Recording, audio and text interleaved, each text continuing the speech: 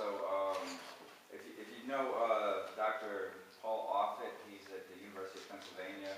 He's written on vaccinations and harms of exemptions and children not getting vaccinated and other people not getting vaccinated. And also, he's talked about that we have a faith healing church that believes in faith healing and not seeking medical care in this city. And he informed me that in this state, it's okay for parents or members of churches like these to adopt children. And are you aware of any effort maybe to get rid of the religious exemption for vaccinations or to keep parents who are part of a faith healing congregation from adopting children? No, I would worry about passing legislation preventing people from adopting children on the basis of religion.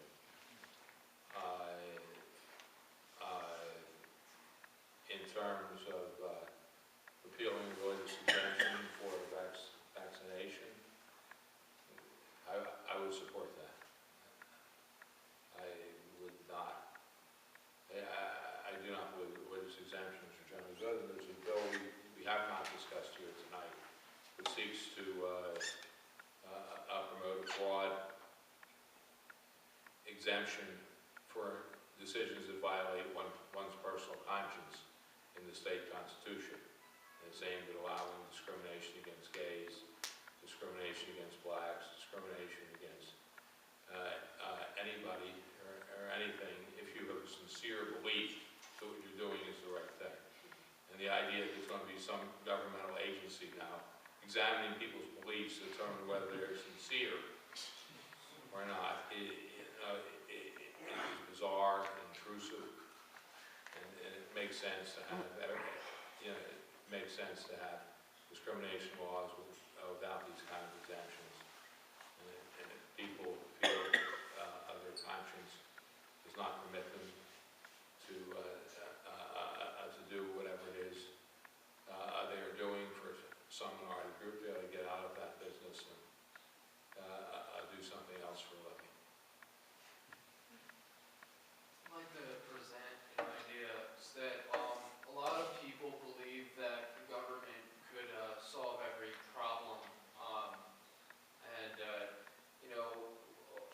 this thing with the separation of church and state, like representatives like Rick, what is his last name? Saccone. He brought up the whole idea that people should be able to put "In God We Trust" in every public place or every public school that is funded by taxpayers. And I guess his line of thinking is this is the way that we get more people to become Christian or something because he believes in Christianity. Well, I'm not sure if he understands the point that there are very many Christians out there that believe it's a private thing, and this is only going to hurt it further, whether you're not religious or you're Christian. So it's just basically just creating a giant bureaucratic government, basically saying you had to believe in my certain way of thinking, and you don't believe in another way of thinking. I agree with that. I'd just like to shoot something in here first. Like I said earlier, we were making our rounds in Harrisburg. I was with Reverend Tom Beers, who's a Baptist minister, and when we were in that woman's office who was being bold for Jesus, Tom the minister expressed his reservations about the bill she was trying to push through, and he introduced himself as a Baptist minister, and she said, what kind of Baptist are you? And he said, American, not Southern Baptist, American, or anyway, the more liberal, the more liberal faction of the Baptist. And she rolled her eyes, like, oh, you might be Christian, you might be Baptist, but you're the wrong kind of Baptist, the wrong kind of Christian. So I was just saying, I agree with you 100%. Even so-called Christians can't agree on. Sure. Nobody agrees. I mean, all these labels mask a considerable amount of disagreement about this. Christian, Jew, Muslim, liberal, conservative, moderate. Question for you, Ed. When you met with Ray Cohen, and he was pushing these bills, and he was talking about, well, he wanted to, make people more open-minded, this, that, that kind of rhetoric. Did you challenge him on the thought of maybe we should have classes based on critical thinking as opposed to pushing a religious agenda? Even though he doesn't believe he's being religious, but I think the term critical thinking, how do you think he would have challenged that? Well, I think we brought that up with him. You're referring to the Academic Freedom Bill, which is supposed to allow students the freedom to discuss certain big topics in the classroom. So what he was actually arguing was that his bill would promote that, would promote free thinking, more thinking by the students, to question the basic tenets of evolution and entertain other scenarios. So if he was here, he would say his bill is doing exactly what you said. He's getting us to talk about things. Yeah. Encouraging Right. speech. But of course, questioning evolution is like questioning gravitational theory, or magnetic theory, or nuclear theory. It's just silly. You just don't. It's not science. Somebody Alternative has. not science. Go ahead, Mark. Yes. Yeah, I've always, I feel like I'm in the bunker on this whole church-state thing, and how many Americans really care about it. And I always felt we're losing the rhetoric war on it. Although I wasn't heard tonight, I love the Leninization of God and reducing religious experience to a PennDOT office. I wrote that down. But, I would feel tempted in your shoes to call these people out as theocrats. And so, and anti-democracy. They're against government, they're against public schools, they're against anything secular, which is anti-American in my view. And they want everything to be religion. And so I guess my question is, do you think that these people who wage this rhetorical war, all these resolutions and everything, do you think they're theocrats and should be called out as such? Well, I don't know. I tend not to think in those kind of terms. They may be. I want to know more about the meaning and the usage of the word theocrat. I'll do some research on that. Well, you said government is to build growth, to get things done, all these secular things. I don't think that's why they're there. I think they're there to create a Christian nation. And government's a hindrance, so they care less about that. I think that's... Rick Santorum is like he's actually promoted that. We should put God's law above man's law and basically institute, making it death penalty for people who work on Sunday, basically. Like it's in the Bible. Well, that's in the Bible. Death penalty for people working on Sundays in the Bible? Yes, it is. That's interesting. And mixed I'm a feathers. minister, I work on Sundays. Well, Death to you. presumably there's a religious exemption for that. Speaking of that, I was going to go back to the exemption thing. What do you think of, this could be for both of you, tax exempt status for churches or other religious groups? That's been the law for a long time. It is part of the law which allows nonprofits to have tax exempt status. Like the University of Pennsylvania, which is a secular institution, is a nonprofit, and therefore it doesn't have to pay taxes.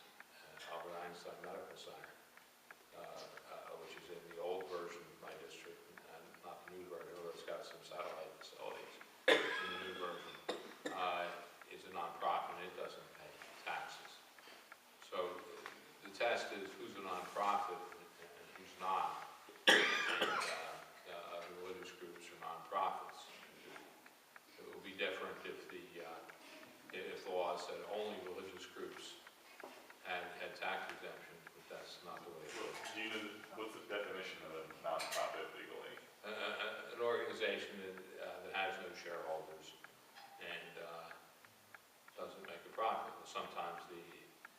the exemptions to nonprofits can make very high incomes, but they're, you know, when the church next door to this church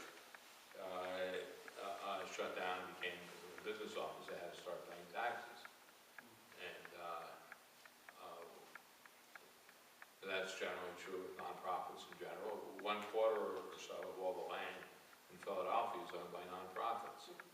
And so everybody else's taxes are higher to subsidize them. And the biggest nonprofits are universities. Yes, sir? Just one more word on that. And Americans United would agree with that. The only thing that we do is that make sure that those nonprofits play by the rules, which many religious groups don't. Preaching, politicizing from the pulpit is a classic one.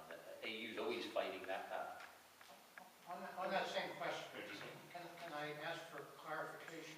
Are you talking about not only income taxes, but property taxes? And are those uniform throughout the state, or are individual cities, municipalities free to exempt religious organizations differently than they do other nonprofit organizations? Are they I understand all nonprofits are exempt from paying income tax in Pennsylvania. And I believe Federal code. and well, state taxes, state income tax as well as federal income tax. But in terms of property tax, are there not differences between religious property and other nonprofit organizations that need to pay taxes on their real estate even though they don't pay income tax? I have no knowledge that there's any differences. That doesn't mean there are no differences, but I have no knowledge of I it. can point out the difference on that. The differences in the documentation that's required for their nonprofit status. If they're a religious organization, they don't have to claim, or they don't have to file the paperwork that a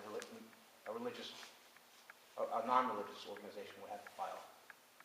And there's fees involved with that.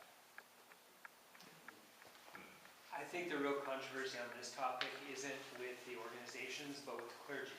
So as a minister, I have the option of not paying taxes on my income because of the argument of separation of church and state. The argument that the church is so separate from the state that clergy can't be taxed on their duties. I think this is anti-democratic and very harmful to say that I, at the gravesite, have so many magical powers that my duties and that fee are somehow different than my colleague who's digging the grave, who's taxed on his or her income that day, and I am not. That, I think, is the biggest conflict right now, on which a recent judge ruled against clergymen on this topic, and I think it's going to become a more heated debate in the next years to come. Yeah, I wanted to ask the status of Non-Discrimination Act for lesbian, gay, transgender, and bisexual people, which I think is HB 300. And it's my understanding that Darrell Metcalf is pretty much the biggest obstacle to getting this legislation actually voted on. Is that correct? Well, it is an obstacle. I don't know if I want to issue a testimonial that he's the biggest obstacle. Okay. What can we do to get that kind of legislation advanced? I mean, is there any, when we're dealing with representatives from counties far, far away from Philadelphia, and those representatives coming from conservative areas where they're not interested in passing equal rights legislation for gay people, what can we do in the big city to try to help move the conversation in the Pennsylvania area towards the way we want them to think, towards equality? I bet you know some people there. I bet a lot of people know people there. I think the thing to do is you figure out who you know, and you start contacting them and urge them to contact their legislators. This is this is a democracy. Exactly what a democracy means varies from country to country, time to time, state to state. But there is a core responsiveness here. A classic example of the responsiveness was in 1758 in Pennsylvania, when the Quaker efforts to achieve peace with the Indians failed, and the Indians were saying, "We've been ripped off by you guys for a long time. We're going to fight you, and we're not backing down." And so there was a problem. It was before the United States, of course, and there was a generally widespread felt need for the people of Pennsylvania to defend themselves against Indian and French attacks. But the Quakers who governed Pennsylvania were against war, and they were leading Pennsylvania, and eventually they all stepped down and allowed the war to commence. And there haven't been very many Quakers in state government since 1758. As a result, but I'm just indicating that was an option. It violated their religious preference to fight a war, but they realized there was a problem, so they stepped down and got out of the way and let other people fight a war. It's amazing the ways in which people can respond, and I would think we found in this legislative session, once Representative Metcalf has publicly proclaimed that we're in a committee meeting, and he's got a bill that he's decided to put up. It's very tough to get him to back down, whatever anybody says. However, if he is contacted before the meeting by a bunch of people who are going to point out to him what is wrong with the legislation, sometimes the meeting can be canceled. If people come up with amendments that persuade him and others who are close to him, the persuasive amendments can be passed. Sometimes they'll say, "Okay, I'll support those amendments." Sometimes bills are withdrawn from the calendar. The fact is, in this session, under my chairmanship of the Democratic side, he's gotten a total of 3 bills that we've opposed actually enacted in the first 13 months of this legislative session. And the State Government Committee's got more bills than all but 2 other committees are referred to it. So I think public opinion can play a role. And discussion, debate can play a role. And I would not concede that pressure cannot be placed upon him to report the bill out of the State Government Committee.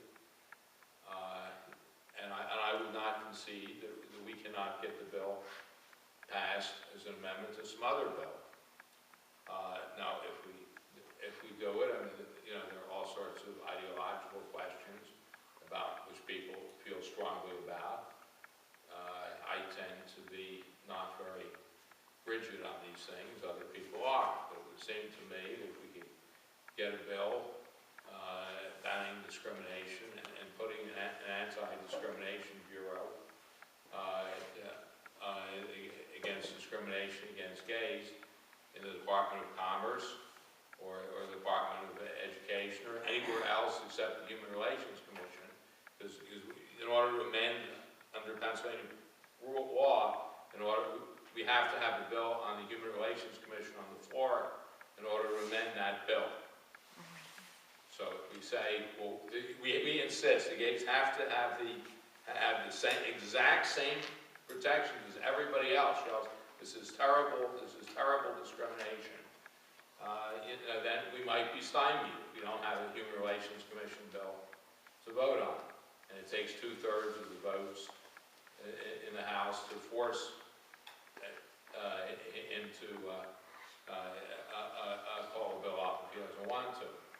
But my personal sense is if we take the position that the goal is to reduce discrimination against gays, it might be okay for at least a period of time to have an agency somewhere else solely devoted to fighting discrimination against gays.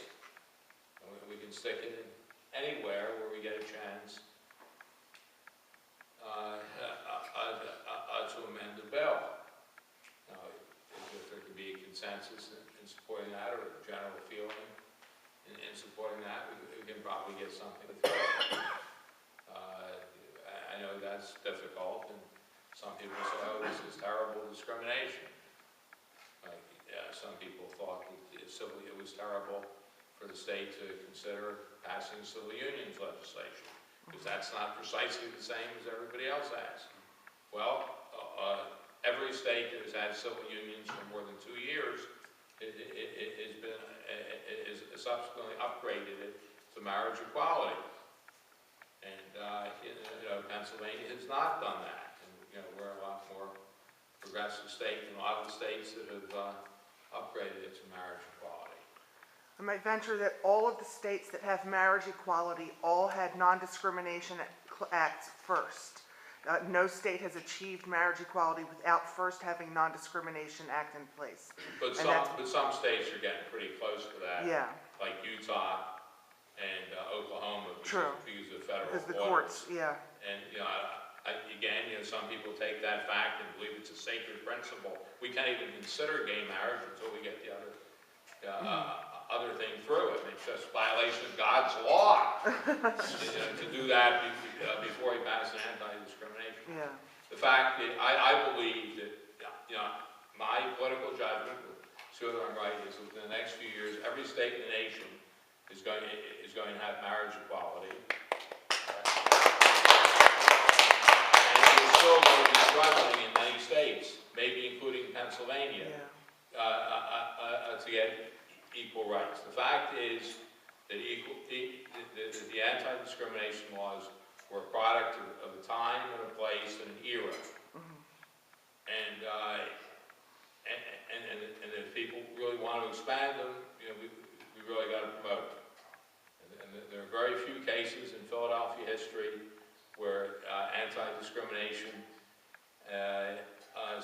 suits have been brought successfully before the Philadelphia Human Relations Commission because of discrimination against gays. It's something like 4 a year over a 30-year period.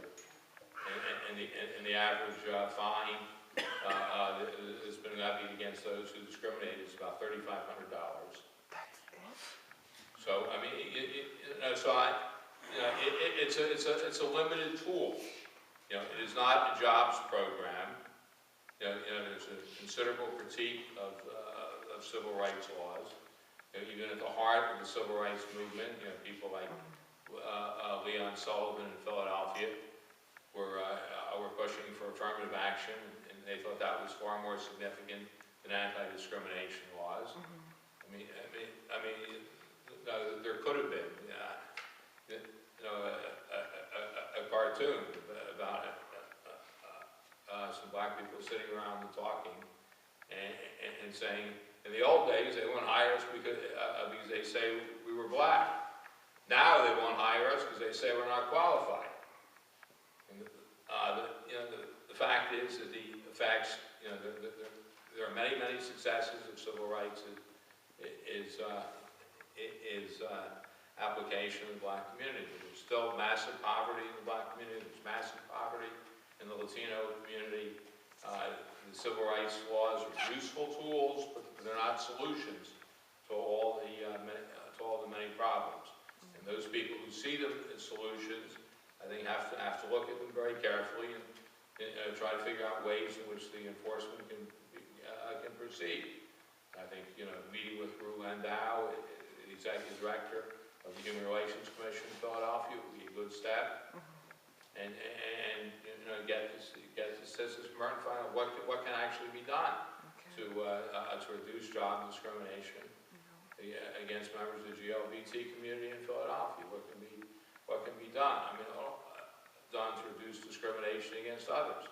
An awful lot of the discrimination law is about expressed intent. You cannot say under discrimination law generally no blacks allowed. You can't say that anymore.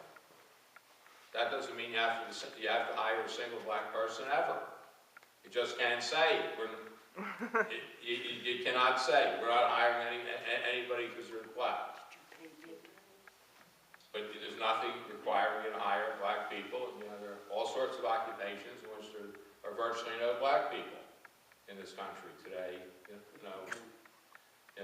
Many, many years after the passage of the civil rights legislation. So it's a tool, it's a good tool, but I think we have to improve it and we have to sell it to the public, because a lot of the public doesn't understand why you can't have discrimination. A person who was very close to me years ago got an argument with me about, she didn't think that civil rights laws either applied or should apply to the private sector. Why? People just don't know. And there's a tense battle at the current time, at a specific point in time, but there hasn't been an aggressive sale of these laws to the public, and there should be. We've got time for one more question. I promised that we'd be over at 8:30. So It's 8:30 now. As a defender of anti-segregation and equality for all, I recognize that bill that you sponsored, that resolution that you sponsored, that named a number of religious books and asserted the rights of people to believe whatever they want to believe, is in that spirit of anti-segregation and non-discrimination. And I applaud you for that. I know I